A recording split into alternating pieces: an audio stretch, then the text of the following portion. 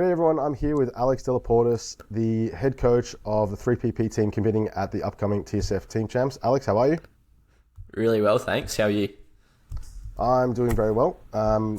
Getting ready for the Team Champs. We're only 2 months away, so there's lots of work to be done, lots of preparatory stuff going on my end, but I know there's a lot of work also going on from the team's end. We have 22 teams and 3PP is a repeat appearance after last year, so I know a lot of work is going on behind the scenes for you guys, preparation, training, and whatnot. So I'm looking forward to discussing a little bit of that with you today, and hearing your thoughts, hearing your takes, and going on from there. Yeah, cool. It's an exciting time in the gym. Obviously the 4 people competing, and it sort of brings a whole vibe to the gym like it did last year. I've spoken to you before about it. I believe that Team Champs last year, I think, was quite a significant comp and prep for our community.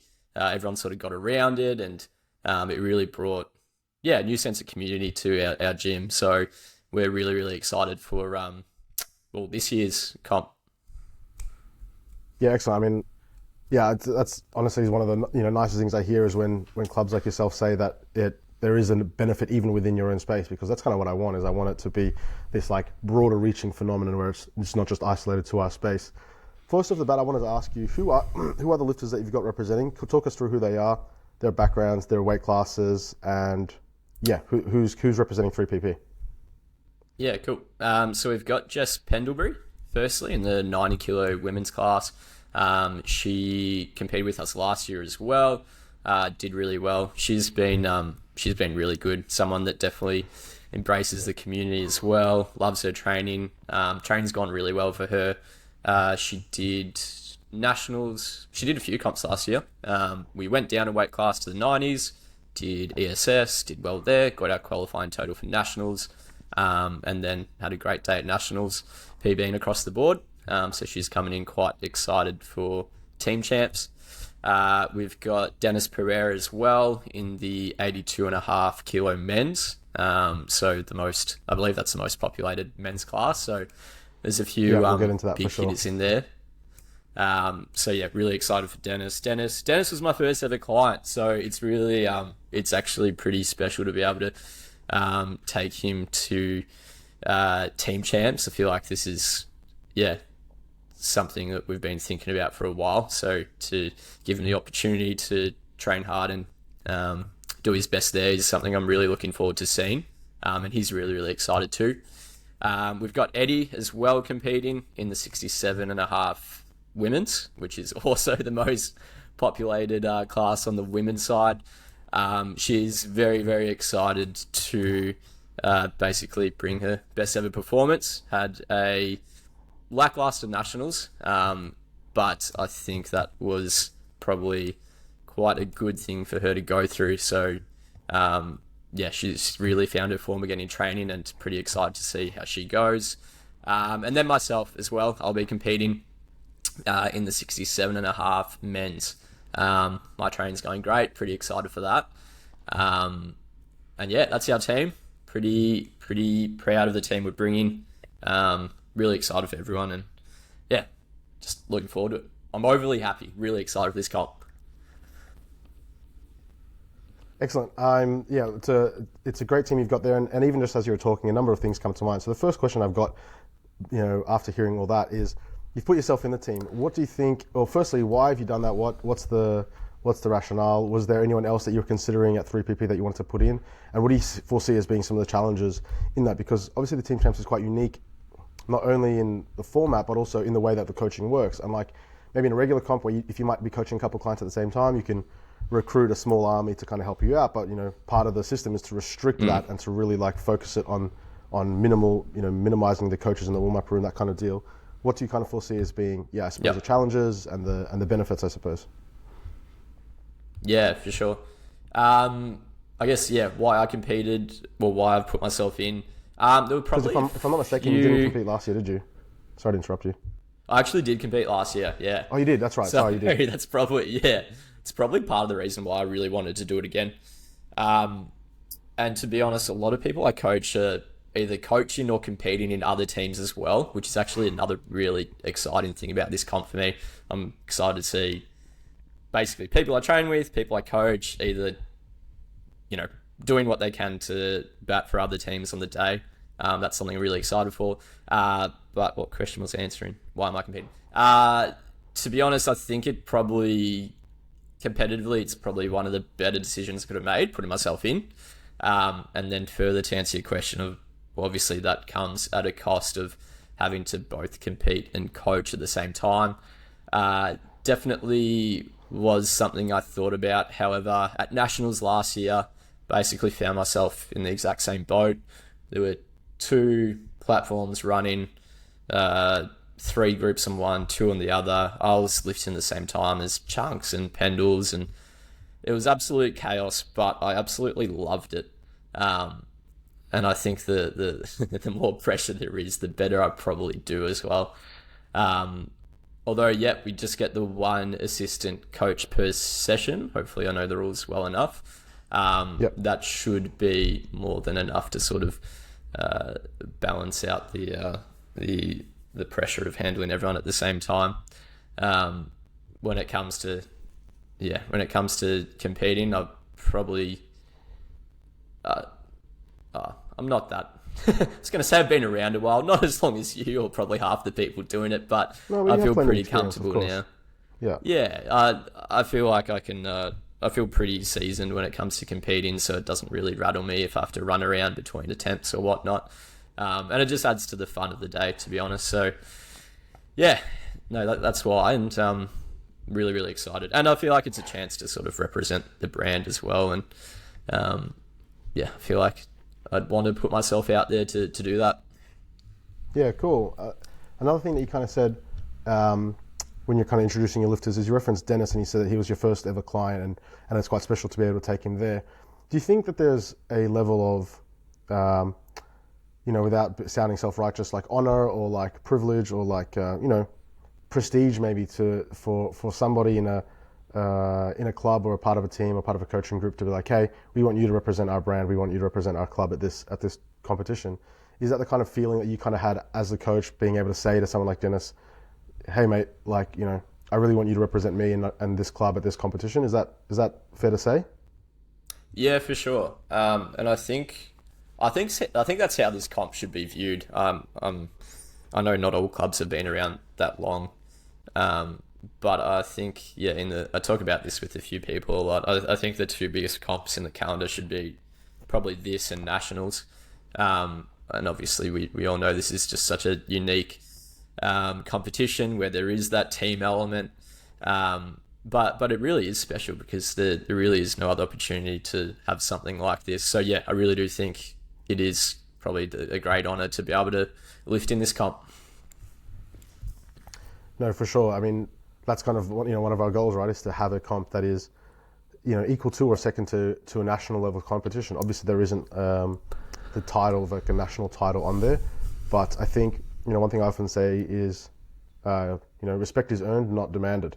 And the same can be said for people, same can be said for competitions. And so I guess the way that we're trying to cultivate that respect and that prestige in our comp is consistency, running good comps year on year, progressing every year. Like you can just label a competition nationals, you can call it bench nationals or whatever it is, master nationals. But it doesn't have that prestige until it's earned that right. A good example of that in the untested world would be something like a pro roll. Pro Raw's been running so long. I think they're on their 15th edition this year or whatever. That's built up a reputation over time, and that's the kind of similar thing we're going for by, incrementally increasing prize money, by introducing this bracket system, which we're going to go into in a moment.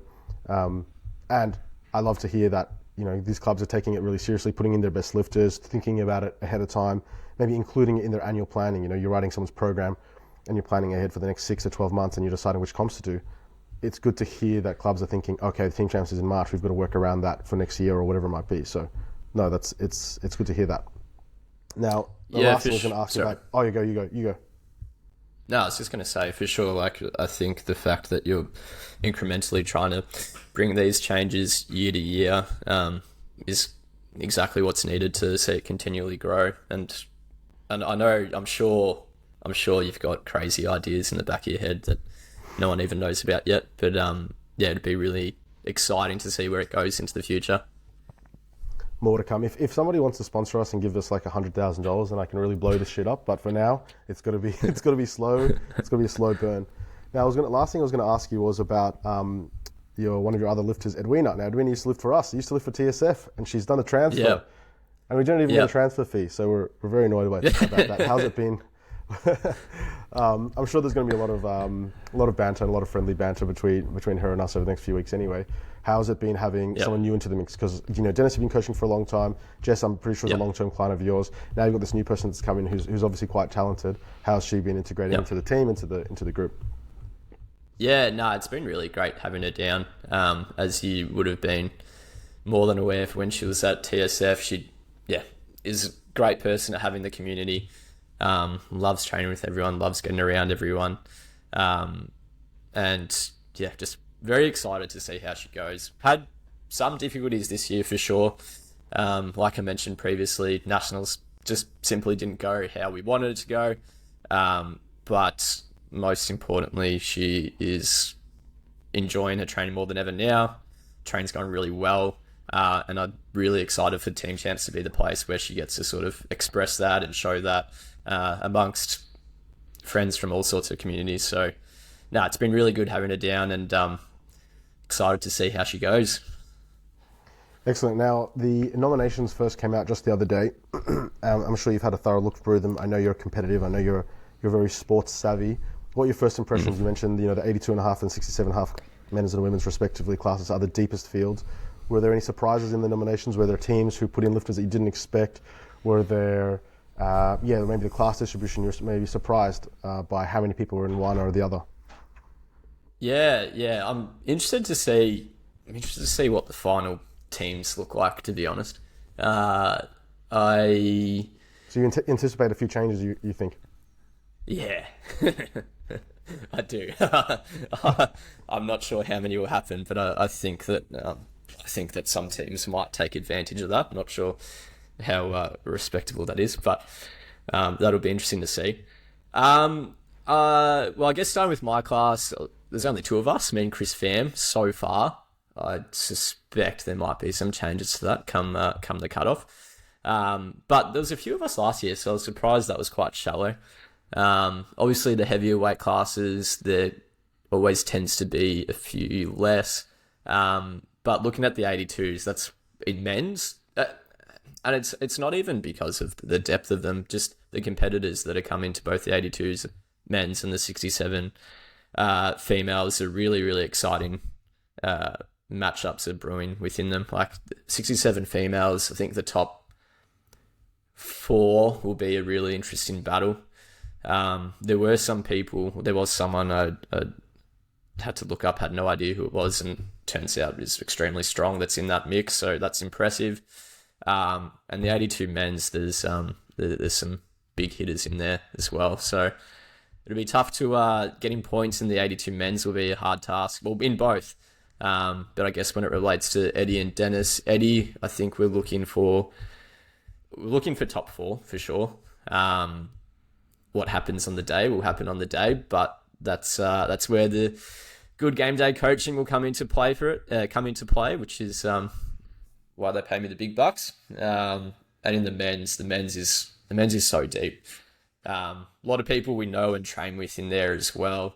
Notably David Barros as well, who was competing for 3PP last year. So it'll be good. There's a lot of shit talk between Dennis and David at the moment, so that's enjoyable to observe. But there's some big boys in there too, who will be very hard to beat. But it's great for the comp. Right. It's one of those ones where there's obviously like strategy and you want to be as competitive as you can, and so the way that the competition is formatted is that there's actually an incentive to put lifters into what are typically emptier classes, and I was actually expecting to see more of that. I was expecting to see a more conscious class selection by clubs to say, okay, we're going to avoid those middle of the bell curve classes and just put lifters in the end, which there is a little bit. There are a number of lifters, like for example the women's 100 kilo and the women's open weight class 100 kilo plus classes.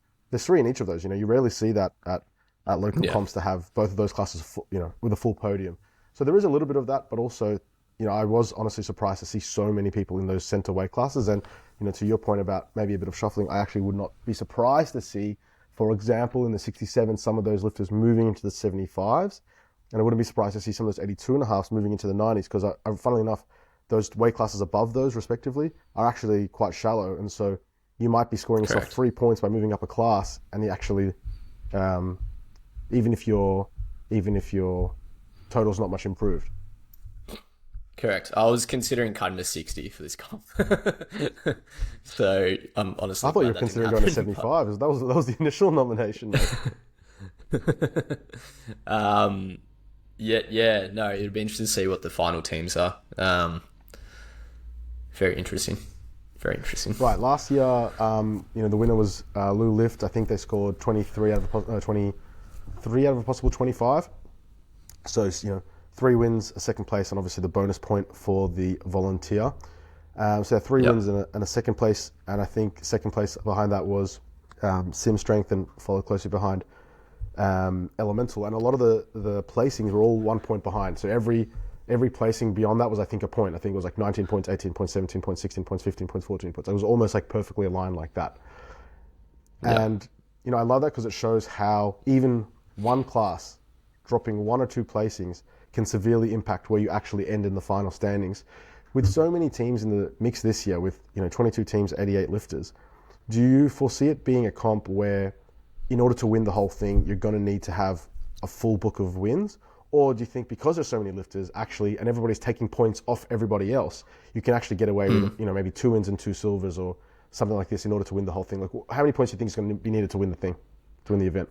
I reckon like 20 or 21. I've thought about this. Okay, so you think even less than last? You think even less than last year? Yeah, definitely. Simply because it's too deep. I think naturally, unless you've got a team of 4 national champions, like no one's going to go perfect score. I think it'll be low 20s, if not 20. I'm going to write that down somewhere to see if I'll be right at the end of this. But that's a good thing. Okay. I think that's a good thing. But yeah, and you're right. It does add weight to these matchups, even more so for the people who are going to be near the top, which is even more exciting to see. And then, sure, like there'll be pivotal decisions coaches will have to make that will affect the rest of the total points a team gets. It might be coaches will have to weigh up whether or not it's worth, gunning for first over second in particular matchups if they zoom out and look at their total team's points, and the other matchups the rest of the teams will have for the rest of the day. So it's really exciting. It's a really cool opportunity to have to think about these things and think about the points holistically. But yeah, I think 21 points will win. Yeah, I can't help but agree with you. I think that to take all 4 is just too hard. When it's a smaller field like 13 teams last year, it's not unlikely to win a bunch of classes because, there are many classes and some of those classes are a bit shallower, like you described, the 6 or 7.5, only having, I think, 3 actually. Whereas now with almost every class having a full podium, to win every class is going to be almost impossible. What will also be so interesting, I think, is that I think a lot of teams will end up on the same points. I think there'll be a lot of teams, there'll be like 2 or 3 teams on 20, 2 or 3 teams on 19, 2 or 3 teams on 18, 2 or 3 teams on 17. And I think as a result of that, the tiebreakers will actually become important. Whereas last year, the tiebreakers were much less important. How many people you had win, how many people you had second, and then further to that, dots points. Do you think that having such a, I guess like what I want to say is like the scoring points that we're using in this comp are basically first 5 places score points above 1. So it's like 6, 4, 3, 2, 1. Whereas the typical scoring is often 12, 9, 8, 7, 6, 5, 4, 3, 2, 1. I don't know if you realize that. And so you've got a field like, for example, the 82s where there's 13 lifters. Only the top 5 are actually going to score points better than finishing 6th. And so the difference between finishing 6th and 9th is like no different in terms of your actual scoring. Do you think that's going to play much of a role? Like, or do you think that those lifters that are falling that outside of the top 6, they're not like the team for which they're lifting for, they're not going to be so competitive anyway? Yeah, I mean, it's a real case by case scenario. And I guess, there's a lot teams can get out of Team Champs that aren't just winning points. as funny as that sounds. Like I liken this to my experience last year with Team Champs. I really think that the comp and lifting at the comp, having fun, doing great across all the lifters was really good for our community, our brand. I felt personally like it sort of put me on the map a little bit. So there's more to get. There's lifters getting. What am I trying to say? Everyone has sort of a different goal, I think, and not all lifters are going to be there to score points, and there's nothing wrong with that at all.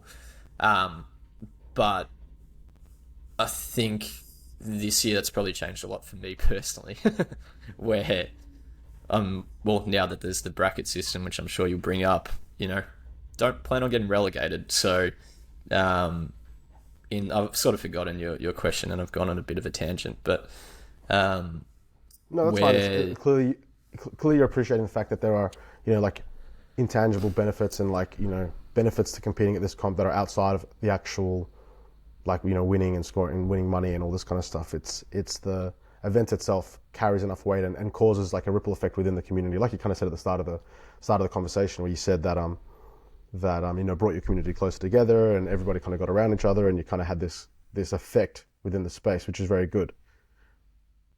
Yeah. You're right, and obviously there are teams and lifters who are looking to take the chocolates, which is, I guess, what makes this all really, really exciting. I think your question was what about those lifters outside the top five? And yeah, like you brought up before, I think we will see a lot of weight class changes closer to, because then you have to sort of evaluate. Someone might be. I guess as powerlifting coaches, we sort of know that, if you're within a second and third, if you're within 10 or 15 kilos or whatever someone's second or third deadlift jump's going to be from a placing, then you don't know what's going to happen. You can take some points. So you've got to evaluate which weight class you might be able to do that a bit better in. Obviously, it's harder for people to go down, but I think we will see quite a few people go up. Like you mentioned before, I think you said the 67 females. That'll be very interesting because there's only 3 in the 75 females at the moment. The exciting thing there will be to see how many people make that move, and then how many people, and then not blinded to who else is going to make that move, and see how many people eventually actually jump up. So yeah, it'll be very interesting. I'm very interested to see the final cutoff teams. Yeah, me too. And I think there'll be a lot of people doing it at the last minute, and so I'm going to have to be very strict, which I will be about that deadline. And if you're late to the deadline, then you don't get the swap. So, there were instances. I know last year one of the issues was lifters changing weight classes on the day, and so to prevent that, we've got this new rule where you get a 2-point deduction if you don't make weight, and so you've got to be confirmed in your weight class 3 weeks out, which is a typical rule in most kind of large scale events. Now you mentioned the bracket system, and I wanted to talk about that. That was obviously, I don't know what I felt for me, obviously I'm a little bit biased and this is my little baby, my project, a bit of a bombshell, a bit of a like, whoa, this is a big change that we're making, because, this is our 4th running of the comp, and it's always been a one-day event. Last year we had 13 lifters. Now we're expanding heavily, not going from 13 to 15, but going from 13 to 22, 2 days. And also there's this idea that if you don't perform well, then you will get relegated into the challengers bracket the year after, which is not a thing to be like ashamed about or anything. But of course, you want to be competing on the main day. You want to be competing at the top level. You want to be competing for the biggest prizes. And similarly, for those that are on the challengers bracket, there's something to fight for. You want to finish top 4 and earn your way into the main field where you could actually win yourself some good prizes the year following. What were your first thoughts when you kind of saw this, and how did you interpret it? I know you're a big sports fan, you're a big footy fan, and you do enjoy this kind of aspect. So I'd be curious to hear what you have to say about that. Yeah, look, at first I was confused, that's for sure. I've got the post up in front of me, so I'll look over it. For sure, to begin with, I was a bit skeptical, but I think as I've sort of let it sink in a bit, I do like the idea. I think no matter what, and I think you may have referenced this somewhere, but when you move to a system like this, the first year's probably going to be a bit clunky, like who starts where and why. But I think given all of that, you've done quite a good job. obviously, I guess in Div 1, what's it called, the Premier bracket. The obviously people are going for the chocolates, but the fact that there's a relegation zone is pretty cool as well. I think that definitely adds some enough pressure to make people, I guess, take it very seriously. Not that people wouldn't take it seriously, but there's something on the line now. And it's like do you follow the F1 at all? I don't follow it closely, but I understand it. I understand it half decently. So in the F1, a few teams always sort of win, a few teams always sort of in the middle, and a few teams are in the bottom. And each team, I guess, in the paddock has different goals. Like I didn't really follow it last season, but a mid-pack team, if they can finish in a race slightly above, sort of towards the top, that's a huge win for them. They're celebrating that. They think that's great. And I think there's a similar sort of vibe for this, where, teams where I'll be honest. I think with us, I think a good result for us in 3PP would be maintaining our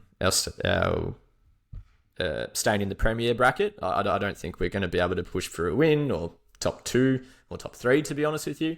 But I do think we can knock off teams in the Premier bracket. So I think a good result for us, and our goals will be to maintain, stay in the Premier bracket, and look to push harder next year. And I think that's exciting because I have now a really clear goal. It's not like, the only goal would be to win everything. So I think that's cool. And I like that. Yeah, I like that in the challenges bracket, there's something to fight for as well. More typical. I think is this sort of inspired by the Premier League, JP?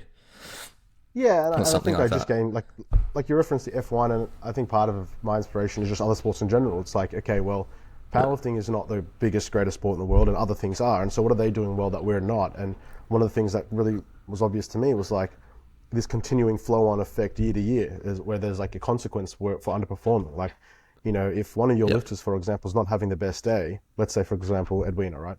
She's not having the best day and she's not on track to hit her best total ever. If you're just in a local meet or a nationals, it's really easy to pull the pin and be like, that's it, I'm done, I'm going home, or I'm calling it a day, or whatever it might be. Whereas here, there's actually a little bit of pressure, and there's actually a bit more meaning in every placing. Like the difference between coming 4th and 6th in a normal comp doesn't matter. But here, that extra 2 points could be the difference between finishing 3rd and 7th, or between getting promoted and being relegated, or whatever it might be. And so part of it actually is imposing this pressure on the lifters and saying, hey, everything matters, this is really important. And I like the saying, like, pressure is privilege, and being able to put all these lifters in this kind of like this pressure cooker and saying there's, imposing pressure. It's like, I love that pressure. You said it earlier that you actually lift best under pressure. And if you want to be a recreational lifter we, at the end of the day, we're all amateur recreational lifters. Of course, that's well and truly totally fine. And we support that, and we have local comps and we have novice comps and stuff. But I think like the unique part about Team Champs is that there is this pressure, that there is this feeling of like importance. And I know, and I've heard firsthand from lifters say things like, I felt so much pressure in the prep, it really stressed me out, I was having trouble sleeping and all this. And of course that's, I never want to impose issues on someone's life, but that tells me that this means a lot. Like this actually has meaning now. And I think that's part of my goal, is to create meaning and to create a sense of consequence, I suppose. Yeah. And you obviously simply can't recreate that in a local comp, because like most people don't worry too much about their placings in local comps. Obviously nationals is, I guess, where people care most about placings, but I'd say this is even more important. And like I mentioned earlier, all 4 lifters will contribute to that end score. And it might come down to depriving a lifter of, going for 2nd and locking in 3rd instead, because it's probably what's best for points overall. And those conversations will probably have to be, those conversations will have to be had beforehand. But it's lifting for, not just yourself and for the people on your team, in some instances your community or your supporters, and I mean within the gym community. So yeah, it's a very unique opportunity and an exciting one. Awesome, dude. Before I let you go, I want a quick prediction. Top 1, 2, 3. Put it on record. Who you think's going to win the whole thing? Who's coming second? Who's coming third?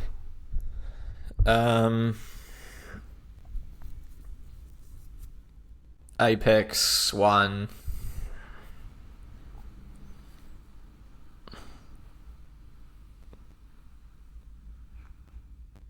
Lou Lift Strength Culture 2, 3. Wow, that is a big call. I am very interested by that. So Apex, you heard it here first, is taking the chocolates. Blue Lift second, Melbourne Strength Culture third. I think it is one of those things, like I said before, that even a few placings can make the difference. You know, like you said, the 67.5 class is so stacked.